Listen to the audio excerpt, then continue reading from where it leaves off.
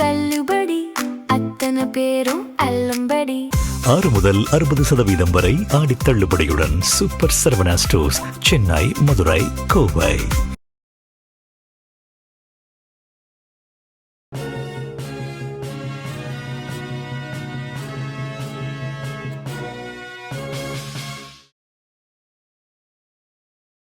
வணக்கம்.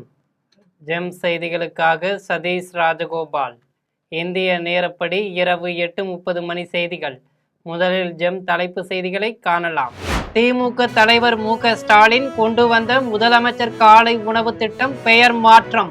பெருந்தலைவர் காமராஜர் காலை உணவு திட்டம் என பெயர் மாற்றம் செய்தது தாவேக அரசு. நீட் தேர்வு கல்வி அமைப்பை சீரழிக்கிறது. மக்களவை எதிர்க்கட்சி தலைவர் ராகுல் காந்தி குற்றச்சாட்டு. தமிழ்நாட்டிற்கு தண்ணீர் தர முடியாது. காவிரி மேலாண்மை ஆணைய கூட்டத்தில் கர்நாடக அரசு திட்டவட்டம். தமிழ்நாட்டில் பூரண மதுவிலக்கை அமல்படுத்த வேண்டும் என்பதற்காக அக்டோபர் 2ஆம் தேதி மாபெரும் போராட்டம் நடைபெறும். புதிய தமிழகம் கட்சியின் தலைவர் கிருஷ்ணசாமி அறிவிப்பு. இனி விரிவான செய்திகளை காணலாம். திமுக தலைவர் மு.க. ஸ்டாலின் முதலமைச்சராக இருந்தபோது கொண்டு வந்த முதலமைச்சர் காலை உணவு திட்டத்தின் பெயரை பெருந்தலைவர் காமராஜர் காலை உணவு திட்டம் என தாவேக அரசு பெயர் மாற்றம் செய்து உள்ளது.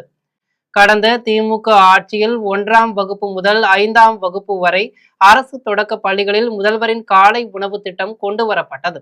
கடந்த 2022ஆம் ஆண்டு செப்டம்பர் 15ஆம் தேதி அண்ணா பிறந்த நாளில் இத்திட்டத்தை அப்போதைய முதலமைச்சர் மு.க. ஸ்டாலின் தொடங்கி வைத்தார். அதன் பின்னர் அரசு உதவி பெறும் தொடக்க பள்ளிகளுக்கும் இத்திட்டம் விரிவுபடுத்தப்பட்டது. விரிவாக்க திட்டத்தை மு.க. ஸ்டாலின் 2023ஆம் ஆண்டு ஆகஸ்ட் 25ஆம் தேதி தொடங்கி வைத்தார். தற்போது 17,55,000 மாணவ மாணவிகள் இத்திட்டத்தால் பயன்பெற்று வருகின்றனர். இந்த சூழலில் தமிழகத்தில் ஆட்சி மாற்றம் ஏற்பட்டு தாவேக அரசு பொறுப்பேற்றுள்ள நிலையில் முதல்வரின் காலை உணவு திட்டத்தை 6ஆம் வகுப்பு முதல் 8ஆம் வகுப்பு வரை விரிவாக்கம் செய்ய முடிவு செய்யப்பட்டது.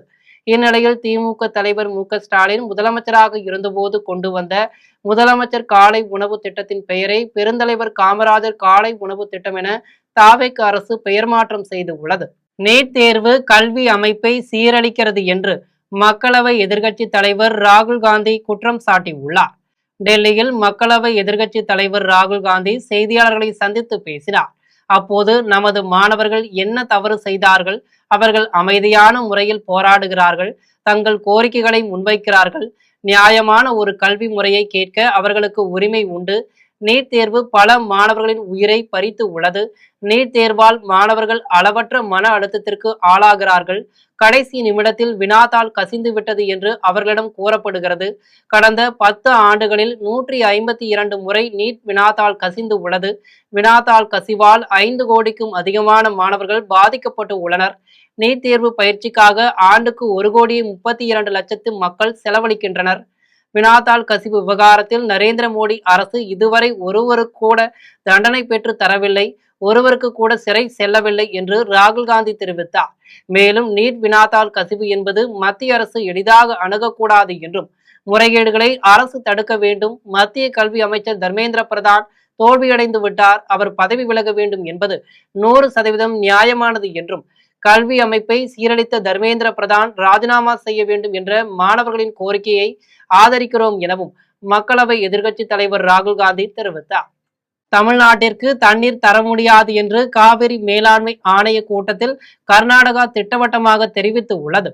தமிழ்நாட்டிற்கு தற்போது தண்ணீர் திறந்துவிட முடியாது என டெல்லியில் இன்று நடைபெற்ற காவிரி நீர் மேலாண்மை ஆணையத்தின் 53வது கூட்டத்தில் கர்நாடகா திட்டவட்டமாக தெரிவித்து உள்ளது. காவிரி நீர்பிடிப்பு பகுதிகளில் போதிய மழை இல்லாததால் அணைகளுக்கு நீர்வரத்து மிகவும் குறைவாக உள்ளது.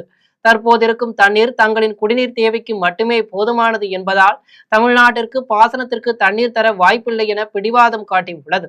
இன்று நடைபெற்ற கூட்டத்தில் கர்நாடக அதிகாரிகள் நேரில் பங்கேற்கவில்லை. மாறாக கர்நாடக அரசு தரப்பில் கூடுதல் செயலாளர் கௌரவ் குப்தா காணொலி வாயிலாக பங்கேற்றார். தமிழ்நாடு தரப்பில் சுப்ரியா சாகு, சுப்பிரமணி ஆகியோர் பங்கேற்றனர். கூட்டத்தில் ஜூன் மற்றும் ஜூலை மாதங்களுக்கு உச்சநீதிமன்ற உத்தரவின்படி வழங்க வேண்டிய நிலுவை நீரை உடனடியாக திறந்துவிட வேண்டும் என தமிழ்நாடு அதிகாரிகள் தரப்பில் வலியுறுத்தப்பட்டது. தமிழ்நாட்டில் பூரண மதுவிலக்கை அமல்படுத்த வேண்டும் என்பதற்காக அக்டோபர் 2ஆம் தேதி மாபெரும் போராட்டம் நடைபெறும் என்று சென்னை நுங்கம்பாக்கத்தில் புதிய தமிழகம் கட்சியின் தலைவர் கிருஷ்ணசாமி அறிவித்து உள்ளார். சென்னை நுங்கம்பாக்கத்தில் புதிய தமிழகம் கட்சியின் தலைவர் கிருஷ்ணசாமி செய்தியாளர்களை சந்தித்து பேசினார். அப்போது 1999ஆம் ஆண்டு தமிழ்நாட்டில் திருநெல்வேலி, மாஞ்சோலை உட்பட 5 லட்சம் தேயிலை தொழிலாளர்கள் வாழ்வாதாரத்திற்காக பலர் உயிரிழந்தனர். அவர்கள் நினைவாக நினைவு அஞ்சலியை நாளை எனது தலைமையில் நடத்த உள்ளோம் எனவும், திருநெல்வேலி ஜங்ஷனில் இருந்து சிவப்பு பச்சை உடையணிந்து பேரணி 3 மணிக்கு தொடங்கி நடைபெற உள்ளது என்றும், அதனைத் தொடர்ந்து மாலை 6:30 மணியளவில் நெல்லையில் அனைத்து கட்சி கூட்டம் நடைபெற உள்ளது என்றும், கூடலூர், நீலகிரி மாவட்டத்தில் தேயிலை தோட்டத்தை வனப்பகுதியாக மாற்றுகிறோம் என கூறுவது ஏற்க முடியாது என்றும், இவற்றிற்கெல்லாம் தீர்வு காண அனைத்து கட்சி கூட்டம் நடத்த திட்டமிடப்பட்டுள்ளது என்றும் கிருஷ்ணசாமி தெரிவித்தார்.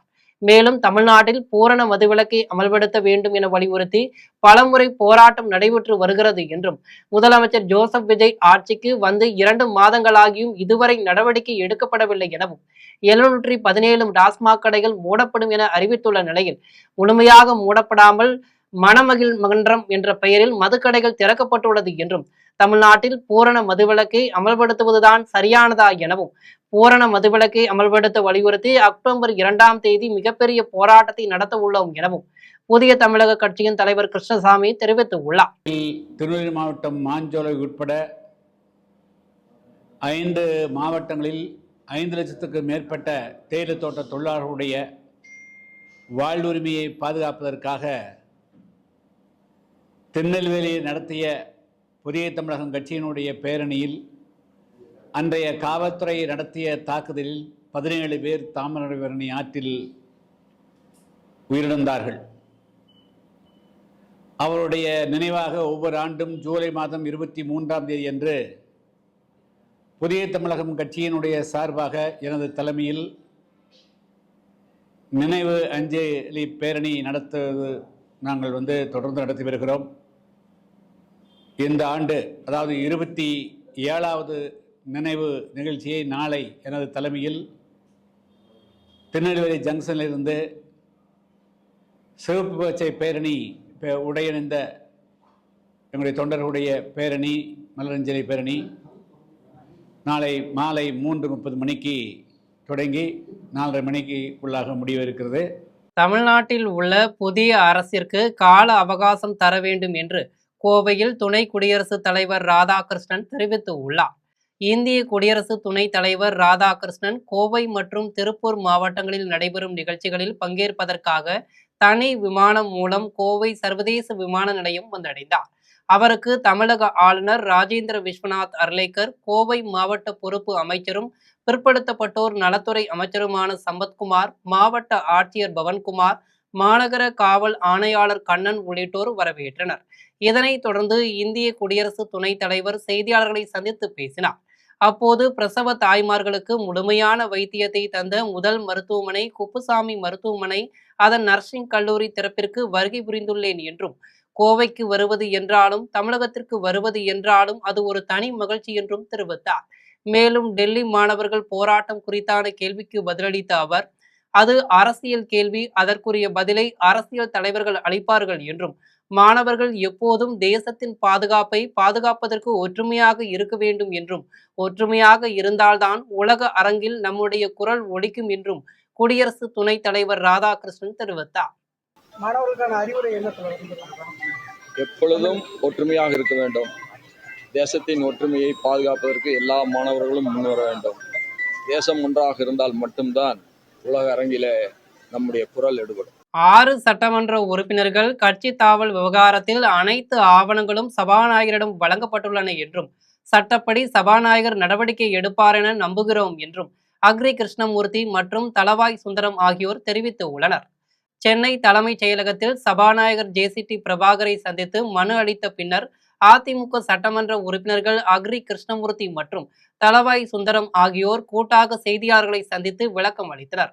அப்போது அதிமுக சார்பில் போட்டியிட்டு வெற்றி பெற்ற 6 சட்டமன்ற உறுப்பினர்கள் தமிழக வெற்றி கழகத்தில் இணைந்த விவகாரம் தொடர்பாக கட்சி தாவல் தடுப்பு சட்டத்தின் கீழ் நடவடிக்கை எடுக்க வேண்டும் என்று ஏற்கனவே சபாநாயகரிடம் மனு அளிக்கப்பட்டுள்ளதாக தெரிவித்தனர்.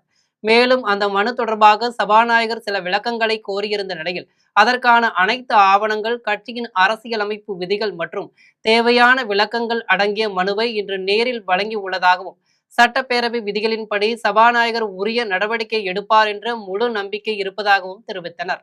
மேலும் தமிழ்நாடு சட்டப்பேரவை விதிகளில் எதிர்க்கட்சி தலைவருக்கே தனிப்பட்ட அங்கீகாரம் வழங்கப்பட்டுள்ளதாகவும், மற்ற கட்சிகளின் சட்டமன்ற தலைவர் அல்லது கொறடா போன்ற பதவிகள் நடைமுறையின் அடிப்படையில் மட்டுமே அங்கீகரிக்கப்படுவதாகவும் தெரிவித்தனர். மேலும் அதிமுக தொடர்ந்து வலுவாக செயல்பட்டு வருவதாகவும், இளைஞர்கள் அதிக அளவில் கட்சியில் இணைந்து வருவதாகவும், அதிமுக பொதுச் செயலாளர் எடப்பாடி பழனிசாமி நிர்வாகிகளுடன் தொடர்ந்து ஆலோசனை கூட்டங்களை நடத்தி கட்சியை வலுப்படுத்தி வருவதாகவும் அக்ரி கிருஷ்ணமூர்த்தி மற்றும் தளவாய் சுந்தரம் ஆகியோர் தெரிவித்தனர். நீட் தேர்வு வினாத்தாள் கசிவிற்கு பொறுப்பேற்று மத்திய கல்வி அமைச்சர் தர்மேந்திர பிரதான் பதவி விலக வேண்டும் என வலியுறுத்தி சென்னை எழும்பூரில் இந்திய மாணவர் சங்கத்தினர் போராட்டத்தில் ஈடுபட்டனர். நீட் தேர்வு வினாத்தாள் கசிவிற்கு பொறுப்பேற்று மத்திய கல்வி அமைச்சர் தர்மேந்திர பிரதான் பதவி விலக கோரி எழும்பூர் ராஜரத்தினம் மைதானம் அருகே இந்திய மாணவர் சங்கத்தினர், இந்திய ஜனநாயக வாலிபர் சங்கத்தினர் என 100க்கும் மேற்பட்ட மாணவர்கள் போராட்டத்தில் ஈடுபட வந்தனர். போராட்டம் நடத்த அனுமதி மறுக்கப்பட்ட நிலையில் காவல்துறையினருக்கும் மாணவர்களுக்கும் இடையே வாக்குவாதம் ஏற்பட்டது. தடையை மீறி மாணவர்கள் போராட்டத்தில் ஈடுபட்டனர். போராட்டக்காரர்களில் ஒரு சிலர் சாலையில் அமர்ந்து தங்களின் கோரிக்கையை கூறி பலத்த கோஷமிட்டனர். இதனையடுத்து அனைத்து மாணவர்களையும் காவல்துறையினர் குண்டுகட்டாக தூக்கிச் சென்று வாகனத்தில் ஏற்றிச் சென்றனர். இதனால் எழும்பூர் பகுதியில் 2 மணி நேரத்திற்கும் மேலாக போக்குவரத்து பாதிக்கப்பட்டது. மேல் சோளங்குப்பம் கிராமத்தில் பெருமாள் கோவிலுக்கு சொந்தமான நிலத்தை இந்து அறநிலையத்துறை அதிகாரிகள் முறையாக ஏலம் விடுவதில்லை என்றும், அதிகாரிகள் லஞ்சம் பெற்றுக்கொண்டு செயல்படுவதாகவும் பொதுமக்கள் குற்றம் சாட்டியுள்ளனர். திருவண்ணாமலை மாவட்டம் கலசப்பாக்கம் வட்டம் மேல்சோளங்குப்பம் கிராமத்தில் அமைந்துள்ள பெருமாள் திருக்கோயிலில் இந்து சமய அறநிலையத்துறையின் கட்டுப்பாட்டில் உள்ளது. தற்போது கோவிலின் புனரமைப்பு பணிகள் நடைபெற்று வருகிறது. இந்நிலையில் பெருமாள் கோவிலுக்கு சொந்தமான 5 ஏக்கர் நிலம் வீரலூர் கிராமத்தில் உள்ளது. இந்த நிலத்தை கிராம முக்கியஸ்தர்கள் முன்னிலையில் இந்து சமய அறநிலையத்துறை அதிகாரிகள் தலைமையில் வருடத்திற்கு ஒருமுறை ஏலம் விடப்பட்டு விவசாயிகள் குத்தகை எடுத்து விவசாயம் செய்வது வழக்கம். அந்த வகையில் கடந்த 2 வருடங்களாக ஏலம் சரிவர விடாமல் மறைமுகமாக அதிகாரிகளுக்கு லஞ்சம் கொடுத்துவிட்டு ஏலம் எடுத்தது போல் போலியாக ரசீது தயார் செய்திருப்பதாக பொதுமக்கள் குற்றம் சாட்டினர். மேலும் இதுகுறித்து முறையான விசாரணை நடத்தி ஏலத்தினை முறையாக நடத்த வேண்டும் என பொதுமக்கள் கோரிக்கை விடுத்தனர். காரைக்குடி அடுத்த வேலங்குடி கிராமத்தில் தோழியுடன் இணைந்து ரேசன் அரிசி கடத்திய விற்பனையாளரை காவல்துறையினர் கைது செய்து 2400 கிலோ அரிசியை பறிமுதல் செய்தனர். சிவகங்கை மாவட்டம் காரைக்குடி அடுத்த வேலங்குடி கிராமத்தில் ரேசன் கடை விற்பனையாளராக பணியாற்றும் கவிதா என்பவர் பொதுமக்களுக்கு வழங்க வேண்டிய ரேசன் அரிசியை நேரடியாக லாரி மூலம் தன் தோழி கோமதி என்பவரின் வீட்டிற்கு அனுப்பி பதுக்கி வைத்து உள்ளார். இதுகுறித்து ரகசிய தகவலின் பேரில் பள்ளத்தூர் காவல்துறையினர் அதிரடி சோதனை நடத்தி கோமதியின் வீட்டில் பதுக்கி வைக்கப்பட்டிருந்த 48 மூட்டைகளில் இருந்த 2400 கிலோ ரேசன் அரிசியை பறிமுதல் செய்தனர். இதனைத் தொடர்ந்து அரிசியை பதுக்கிய கோமதி மீது வழக்கு பதிவு செய்து அவரை கைது செய்தனர். இலுப்பக்குடி சிவன் கோவில் நிலத்தில் சட்டவிரோதமாக பணியில் ஈடுபட்டிருந்த 2 ஜேசிபி இயந்திரங்கள் மற்றும் இதர வாகனங்களை காவல்துறையினர் பறிமுதல் செய்து காவல் நிலையத்திற்கு கொண்டு சென்றனர். சிவகங்கை மாவட்டம் காரைக்குடி அடுத்த இலுப்பக்குடியில் அமைந்துள்ள சுயம்பு பிரகாசரேஸ்வரர் திருக்கோவிலுக்கு சொந்தமான ரூபாய் பல கோடி மதிப்பிலான சொத்துக்களை போலி ஆவணங்கள் மூலம் பட்டா மாற்றம் செய்து ஆக்கிரமிக்க முயன்றவர்கள் மீது தகுந்த நடவடிக்கை எடுக்க கோரி கோவிலின் பரம்பரை அறங்காவலர் குடும்பத்தினர் ஏற்கனவே வட்டாட்சியர் மற்றும் உள்ளூர் காவல் நிலையத்தில் புகார் மனு அளித்திருந்தனர். இருப்பினும் ஆக்கிரமிப்பு செய்ய முயன்றவர்கள் தொடர்ந்து கோவில் நடத்தை சுத்தம் செய்து அதை தனிநபர்களுக்கு விற்பனை செய்யும் முயற்சியில் தீவிரமாக ஈடுபட்டு வந்தனர். இதனால் ஆத்திரமடைந்த இலுப்பக்குடி பகுதி பொதுமக்களும் அறங்காவலர் குடும்பத்தைச் சேர்ந்தவர்களும் சம்பவ இடத்தில் திரண்டதால் கடும் கொந்தளிப்பும் பதற்றமும் நிலவியது. இதுகுறித்து தகவல் அறிந்து சம்பவ இடத்திற்கு விரைந்து வந்த வட்டாட்சியர் மற்றும் காவல் ஆய்வாளர் ஆகியோர் கோவில் நிலத்தில் சட்டவிரோதமாக பணியில் ஈடுபட்டிருந்த 2 ஜேசிபி இயந்திரங்கள் மற்றும் இதர வாகனங்களை பறிமுதல் செய்து காவல் நிலையத்திற்கு கொண்டு சென்றனர். பழனியில் கோவில் சொத்தை தனிநபருக்கு பட்டா போட்டு விற்பனை செய்த சம்பவம் குறித்த பரபரப்பு அடங்குவதற்குள் காரைக்குடி அருகே அரங்கேறியுள்ள இந்த ஆக்கிரமிப்பு முயற்சி பெரும் அதிர்ச்சியை ஏற்படுத்தியுள்ளது. கேரளா மாநிலம் காசர்கோடு அருகே பள்ளி மாணவர்களை ஏற்றிச் சென்ற ஆட்டோ கட்டுப்பாட்டை இழந்து சாலையில் கவிழ்ந்து விபத்தில் ஆட்டோ ஓட்டுநர் உள்பட 7 மாணவர்கள் படுகாயமடைந்தனர். கேரள மாநிலம் காசர்கோடு மாவட்டத்தில் உள்ள 2 பள்ளிகளைச் சேர்ந்த பள்ளி மாணவர்களை ஏற்றிக்கொண்டு தனியார் ஆட்டோ ஒன்று வேகமாக சென்றபோது காசர்கோடு சந்தை சந்திப்பில் ஓட்டுநரின் கட்டுப்பாட்டை இழந்து ஆட்டோ சாலையில் கவிழ்ந்து விபத்துக்குள்ளானது. விபத்தில் ஆட்டோவில் பயணித்த பள்ளி மாணவர்கள் 7 பேர் படுகாயமடைந்தனர். ஆட்டோ ஓட்டுநரும் ஆட்டோவின் அடியில் சிக்கி தவித்தார். உடனே அப்பகுதியைச் சேர்ந்தவர்கள் விபத்தில் படுகாயமடைந்த பள்ளி மாணவர்கள் மற்றும் ஆட்டோ ஓட்டுநரை மீட்டு அருகில் உள்ள அரசு மருத்துவமனைக்கு அனுப்பி வைத்தனர். மேலும் விபத்து குறித்து காசர்கோடு போக்குவரத்து புலனாய்வு பிரிவு காவல்துறையினர் அப்பகுதியில் பொருத்தப்பட்டிருந்த கண்காணிப்பு கேமரா காட்சிகளை கைப்பற்றி விசாரணை மேற்கொண்ட போது ஆட்டோவில் அனுமதிக்கப்பட்ட அளவை விட அதிகமான மாணவர்களை ஏற்றியதுடன் அதிவேகமாக ஆட்டோவை இயக்கியதே விபத்திற்கு காரணம் என தெரிய வந்தது. இதனையடுத்து ஆட்டோ ஓட்டுநர் மீது வழக்கு பதிவு செய்து காவல்துறையினர் தொடர் விசாரணை மேற்கொண்டு வருகின்றனர். கோவையில் நடைபெற்ற ஜிகேஎன்எம் நர்சிங் கல்லூரி திறப்பு விழாவில் சிபி ராதாகிருஷ்ணன் மற்றும் தமிழக ஆளுநர் ராஜேந்திர விஸ்வநாத் அர்லேக்கர் பங்கேற்று கல்லூரியை திறந்து வைத்தனர். கோவை பாப்பநாயக்கன் பாளையத்தில் குப்புசாமி நாயுடு அறக்கட்டளை சார்பில் புதிதாக கட்டப்பட்டுள்ள ஜிகேஎன்எம் நர்சிங் கல்லூரி திறப்பு விழா இன்று நடைபெற்றது. விழாவிற்கு குப்புசாமி நாயுடு அறக்கட்டளை தலைவர் RK கோபிநாத் மற்றும் துணைத் தலைவர் ஜெயவர்த்தனவேலு ஆகியோர் முன்னிலை வகித்தனர். விழாவில் சிறப்பு விருந்தினராக இந்திய குடியரசு துணைத் தலைவர் ராதாகிருஷ்ணன் மற்றும் தமிழக ஆளுநர் ராஜேந்திர விஸ்வநாத் அர்லேக்கர் ஆகியோர் பங்கேற்று கல்லூரியை திறந்து வைத்தனர். விழாவில் குப்புசாமி நாயுடு நினைவு மருத்துவமனையின் மூத்த மருத்துவர்கள், நிர்வாகிகள், செவிலியர்கள் மற்றும் பேராசிரியர்கள் என 500க்கும் மேற்பட்டோர் கலந்து கொண்டனர். விழாவில் தமிழக ஆளுநர் ராஜேந்திர விஸ்வநாத் அர்லேக்கர் உரையாற்றினார். அப்போது செவிலியர் பணி என்பது மேற்கத்திய கலாச்சாரம் என பலரும் கருவது உண்டு. ஆனால் செவிலியர் பணி என்பது நமது கலாச்சாரத்தின் ஒரு அங்கமாகவே இருந்து உள்ளது. மக்கள் சேவையே மகேசன் சேவை என்பது நமது கலாச்சாரமாகும் என்றும் அந்த வகையில் மனித சேவையில் மிக உயர்ந்த சேவையாக செவிலியர் பணி கருதப்படுகிறது. அதை சிறப்பாக செயல்வதால் தான் இந்த மருத்துவமனை பெரும் உயரத்தை அடைந்து உள்ளது என்று என தெரிவித்தார். தமிழக ஆளுநர் ராஜேந்திர விஸ்வநாத் அர்லேக்கர் தெரிவித்தார். இவரை தொடர்ந்து இந்திய குடியரசு துணைத் தலைவர் ராதாகிருஷ்ணன் பேசினார். அப்போது கல்வி, மருத்துவம் என முக்கியமான 2 துறைகளிலும் குப்புசாமி நாயுடு அறக்கட்டளை சிறப்பாக செயல்பட்டுள்ளது என்றும் நமது கலாச்சாரத்தில் மருத்துவர் மற்றும் செவிலியர் சேவை செய்பவர்களை உயர்ந்த நிலையில் வைத்துள்ளோம் என்றும் அதுவே நமது தமிழ் இலக்கியங்களிலும் வெளிப்பட்டு உள்ளது என்றும் இந்த நிறுவனம் விரைவில் மருத்துவக் கல்லூரியை துவங்கி சேவை மனப்பான்மையோடு செயல்படும் சிறந்த மருத்துவர்களை உருவாக்க வேண்டும் என்றும் குடியரசு துணைத் தலைவர் ராதாகிருஷ்ணன் தெரிவித்துள்ளார். நீர்முள்ளிக்குட்டை ஊராட்சிக்குட்பட்ட ராஜாப்பட்டினம் கிராமத்தில் ஆக்கிரமிப்புகளை அகற்ற நடவடிக்கை எடுக்காத வாழப்பாடி வட்டாட்சியர் நாகலட்சுமியை கண்டித்து பொதுமக்கள் உண்ணாவிரத போராட்டத்தில் ஈடுபட்டனர்.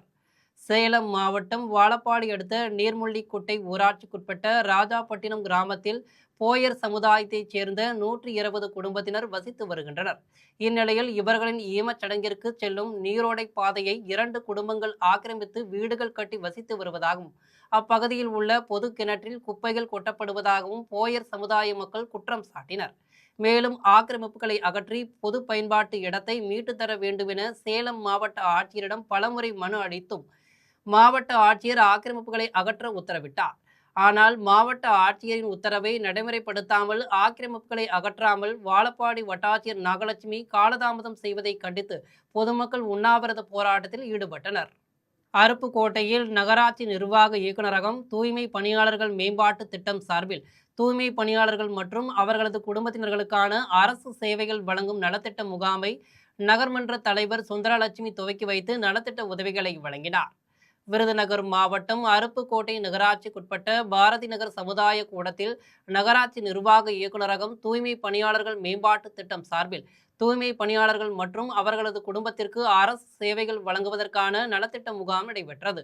முகாமில் நகராட்சி நிர்வாகம், மாற்றுத்திறனாளிகள் துறை, தாட்கோ, குடிசை மாற்று வாரியம், வீட்டு வசதி வாரியம், தொழிலாளர் நலத்துறை, வருவாய்த்துறை, இ-சேவை ஆதார், முதலமைச்சரின் விரிவான மருத்துவ காப்பீட்டு திட்டம், கல்வித்துறை, சமூக நலத்துறை, மாவட்ட தொழில் மையம், வங்கி கடன், பொது மருத்துவம் போன்ற பல்வேறு துறைகளுக்கு அரங்குகள் அமைக்கப்பட்டு தூய்மை பணியாளர்கள் மற்றும் அவர்களது குடும்பத்தினருக்கு அரசு சேவைகள் விரைவாக வழங்க ஏற்பாடு செய்யப்பட்டிருந்தது.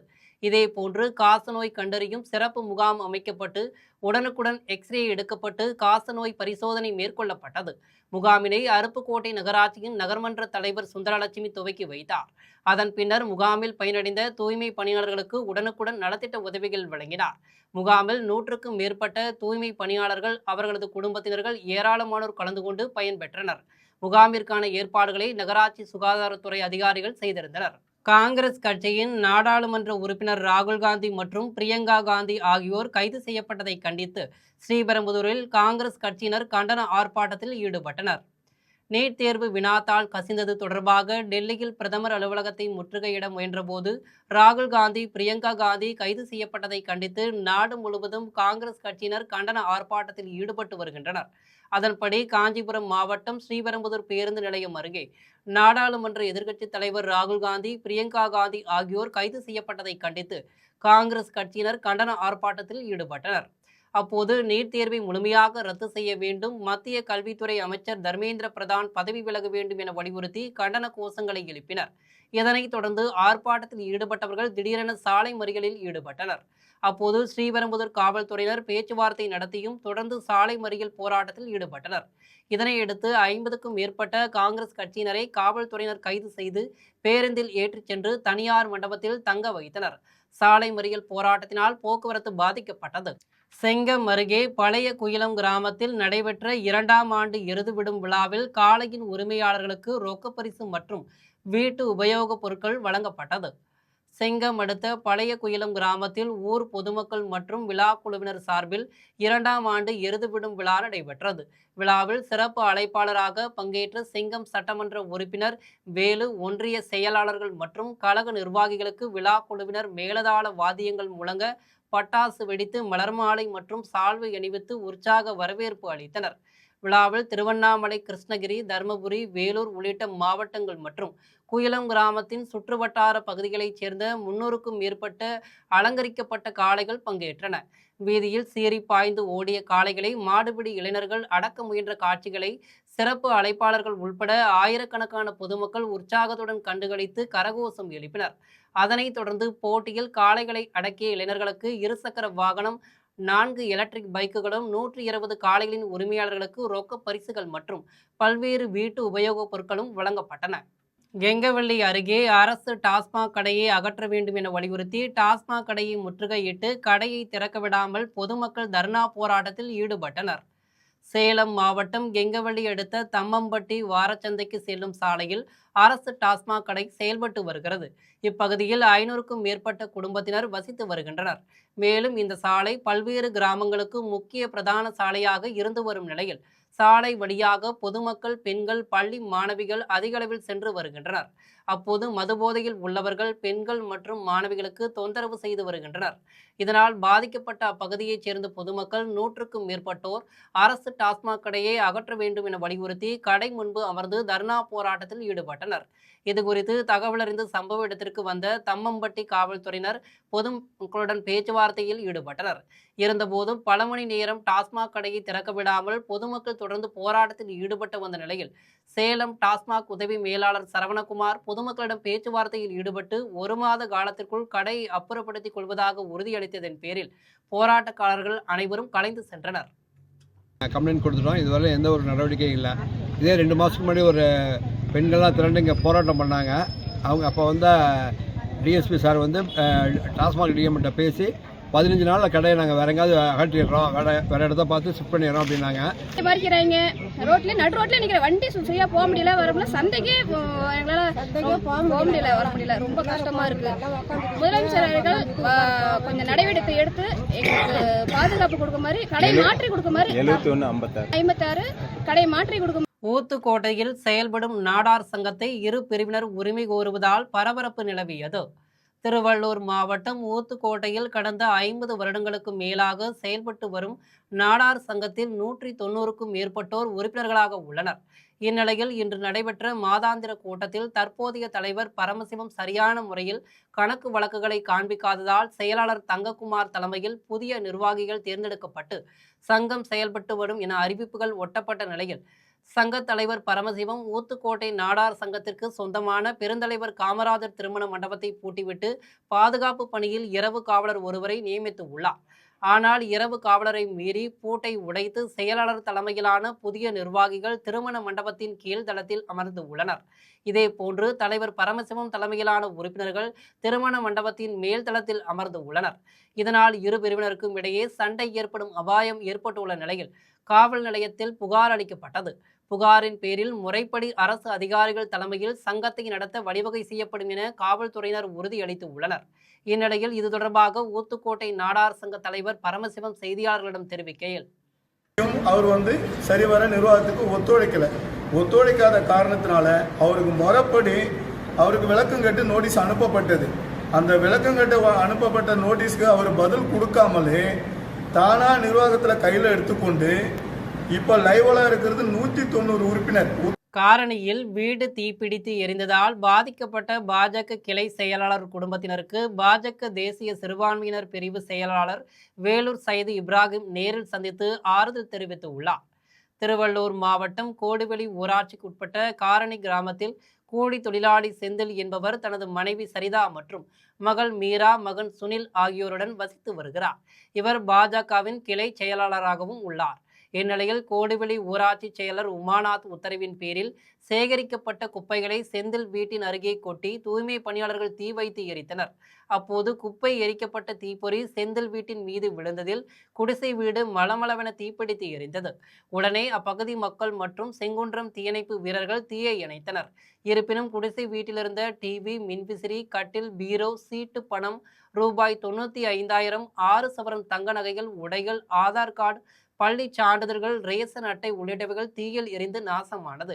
இதனையடுத்து தீ விபத்து குறித்து வெங்கல் காவல் நிலைய துணை ஆய்வாளர் செந்தில்குமார் தலைமையிலான காவல்துறையினர், ஊராட்சி செயலர், தூய்மை பணியாளர்கள் உள்ளிட்ட 4 பேர் மீது வழக்கு பதிவு செய்து விசாரணை மேற்கொண்டனர். இதனிடையே திருவள்ளூர் தாசில்தார் சரண்யா உத்தரவின் பேரில் கிராம நிர்வாக அதிகாரி சதீஷ் தீ விபத்தில் பாதிக்கப்பட்ட வீட்டை பார்வையிட்டு வருவாய்த்துறை சார்பில் உரிய நடவடிக்கை எடுப்பதாக உறுதியளித்தார். மேலும் பூவிருந்தவள்ளி சட்டமன்ற உறுப்பினர் பிரகாசம் தீ விபத்து நடந்த வீட்டை பார்வையிட்டு குடும்பத்தினருக்கு ஆறுதல் தெரிவித்த நிலையில் இதுவரை வருவாய்த்துறையினர் தீ விபத்தில் பாதிக்கப்பட்ட குடும்பத்திற்கு மாற்று இடம் வழங்காததால் கடந்த 16 நாட்களாக செந்தில் குடும்பத்தினர் கடும் இன்னலை சந்தித்து வருகின்றனர். இந்நிலையில் பாஜக தேசிய சிறுபான்மையினர் பிரிவு செயலாளர் வேலூர் சையது இப்ராஹிம் வீட்டை இழந்து தவிக்கும் செந்தில் குடும்பத்தை சந்தித்து ஆறுதல் தெரிவித்ததுடன் திருவள்ளூர் மாவட்ட ஆட்சியர் கவிதாவிடம் பேசி உரிய நடவடிக்கை எடுப்பதாக உறுதியளித்தார். நடவடிக்கை எடுக்காத பட்சத்தில் பாஜக சார்பில் போராட்டத்தில் ஈடுபட தயங்க மாட்டேன் என செந்தில் குடும்பத்திற்கு ஆறுதல் தெரிவித்தார். ஆறுதல் தெரிவிக்கும் நிகழ்ச்சியில் திருவள்ளூர் மேற்கு மாவட்ட தலைவர் அஸ்வின் ராஜசிம்மா, மாவட்ட பொதுச் செயலாளர் கருணாகரன், மாவட்ட வழக்கறிஞர் அணி துணைத் தலைவர் பிரபு அரசு, மாவட்ட விவசாய அணி செயலாளர் ஏழுமலை உள்ளிட்ட ஏராளமானோர் கலந்து கொண்டனர். பக்கத்தில் இருக்கிற வீடுகளில் எரிஞ்சு போயிடும், அதனால கொளுத்த கூடாதுன்னு இங்குள்ள மக்கள் தடுத்திருக்கிறாங்க. குறிப்பாக இந்த எரிந்து போன வீட்டிற்கு உரிமையாளராக இருக்கிற செந்தில் அவங்களுடைய குடும்பத்தாரும் தடுத்திருக்கிறாங்க. ஆனால் இங்கே இருக்கிற ஊராட்சியில் இருக்கிற இந்த பணியாளர்கள் அதையெல்லாம் கேட்காம பொருட்படுத்தாம வேண்டுமென்றே அவர்கள் அங்க குப்பைகளை கொளுத்தியதன் காரணமா பெரம்பலூர் அரசு கலைக்கல்லூரியில் நீட் தேர்வு மற்றும் தேசிய கல்விக் கொள்கையை ரத்து செய்ய வலியுறுத்தி முற்போக்கு மாணவர் கழகத்தின் சார்பில் ஆர்ப்பாட்டம் நடைபெற்றது. பெரம்பலூர் அரசு கலை மற்றும் அறிவியல் கல்லூரியின் முற்போக்கு மாணவர் கழகத்தின் சார்பில் அதன் ஒருங்கிணைப்பாளர் ராமகிருஷ்ணன் தலைமையில் ஆர்ப்பாட்டம் நடைபெற்றது. குரும்பலூர் கல்லூரி முகப்பு பகுதியில் நடைபெற்ற இந்த ஆர்ப்பாட்டத்தில் மத்திய அரசு நீட் தேர்வினை முற்றிலுமாக ரத்து செய்திட வேண்டும், நீட் தேர்வில் ஏற்பட்டுள்ள குளறுபடிகளை களைந்திட வேண்டும், காவியமயமாக்கும் தேசிய கல்விக் கொள்கைகளை திரும்ப பெற வேண்டும் என்பது உள்ளிட்ட பல்வேறு கோரிக்கைகளை வலியுறுத்தி 50க்கும் மேற்பட்ட மாணவர்கள் முழக்கமிட்டனர். இன்று மதியம் நடைபெற்ற இந்த ஆர்ப்பாட்டத்தின் போது மாணவர்கள் வேறு ஏதேனும் தீவிர போராட்டத்தில் ஈடுபடலாம் என்பதால் 100க்கும் மேற்பட்ட காவல்துறையினர் குவிக்கப்பட்டிருந்தனர் என்பது குறிப்பிடத்தக்கது. துப்பாக்கிச் சூட்டில் உயிரிழந்த 52 விவசாயிகளின் குடும்பங்களுக்கு கல்வி தகுதி அடிப்படையில் அரசு வேலை வழங்க வேண்டும் என வலியுறுத்தி உடையார்பாளையம் கோட்டாட்சியர் அலுவலகத்தில் விவசாயிகள் அரசின் கவன ஈர்ப்பு ஆர்ப்பாட்டத்தில் ஈடுபட்டனர். அரியலூர் உடையார்பாளையம் கோட்டாட்சியர் அலுவலகத்தில் விவசாயிகள் குறைதீர் கூட்டம் கோட்டாட்சியர் மனோகரன் தலைமையில் நடைபெற்றது. கூட்டத்தில் பங்கேற்க வந்த விவசாயிகள் தமிழக விவசாய சங்கத்தின் சார்பில் விவசாயிகள் தலையில் துண்டு போட்டு கொண்டும் கருப்பு பேட்ச் அணிந்தும் அரசின் கவன ஈர்ப்பு ஆர்ப்பாட்டத்தில் ஈடுபட்டனர். அப்போது விவசாய போராட்டங்களில் துப்பாக்கி சூட்டில் உயிரிழந்த 52 விவசாயிகளின் குடும்பங்களுக்கு கல்வி தகுதி அடிப்படையில் அரசு வேலை வழங்க வேண்டும், பயிர்க்கடன் முழுமையாக தள்ளுபடி செய்ய வேண்டும், பலூர் டெல்டா பகுதியில் கருகிய நெல் பயிர்களுக்கு ஏக்கருக்கு 25,000 இழப்பீடு வழங்க வேண்டும் என்பன உள்ளிட்ட பல்வேறு கோரிக்கைகளை வலியுறுத்தினர். மீண்டும் தலைப்பு செய்திகள். திமுக தலைவர் மு.க. ஸ்டாலின் கொண்டு வந்த முதலமைச்சர் காலை உணவு திட்டம் பெயர் மாற்றம். பெருந்தலைவர் காமராஜர் காலை உணவு திட்டம் என பெயர் மாற்றம் செய்தது தாவேக அரசு. நீட் தேர்வு கல்வி அமைப்பை சீரழிக்கிறது. மக்களவை எதிர்க்கட்சி தலைவர் ராகுல் காந்தி குற்றச்சாட்டு. தமிழ்நாட்டிற்கு தண்ணீர் தர முடியாது. காவிரி மேலாண்மை ஆணைய கூட்டத்தில் கர்நாடக அரசு திட்டவட்டம்.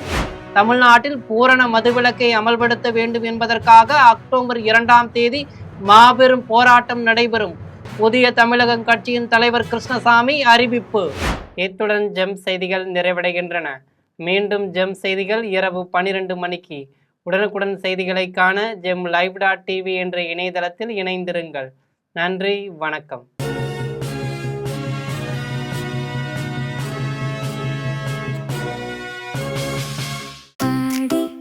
தள்ளுபடி அத்தனை பேரும் அல்லம்படி. 6 முதல் 60% வரை ஆடி தள்ளுபடியுடன் சூப்பர் சரவணா ஸ்டோர்ஸ், சென்னை, மதுரை, கோவை.